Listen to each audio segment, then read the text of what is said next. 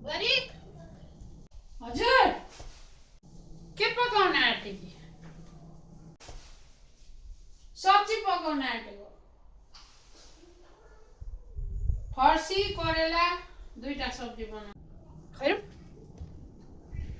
राम राम राम राम दुईवटा सब्जी यो एउटा भइपुग्छ अनि यो आधी भइपुग्छ यत्रो हाल्नु पर्दैन सब्जी पनि पकाउनु पर्दैन यतिले पुगिहाल्छ नि पुर्याएर पो खानुपर्छ त एहे यो त लु यो एउटा सब्जी राखिहाल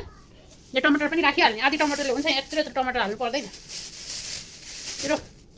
अलि जोगाम भन्ने छैन हुन्छ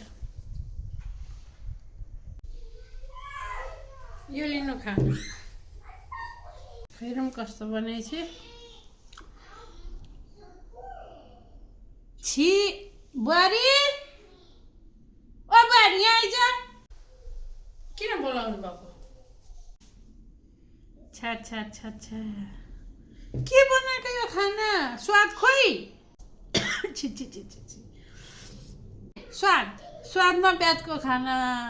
अनि अघि स्वाद जति सबै निकालेर साइड लगाएको होइन त त्यही हो स्वाद अब ल्याउँदै थप्दै खाँदै गर्नु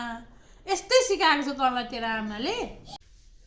मेरो आमाले त मलाई ठिकै सिकाएको थियो तपाईँको आमाले पो तपाईँलाई के सिकाएको थियो भन्ने मलाई अहिले शङ्कै लागिरहेछ हेर बोलेको मुख चलाउन मात्रै आउँछ तँले नि पछि बुढेसकालमा सुख पास भनेर जोगाइदिएको अहिले दुःख दिएर पछिको लागि सुख साँचेर हुन्छ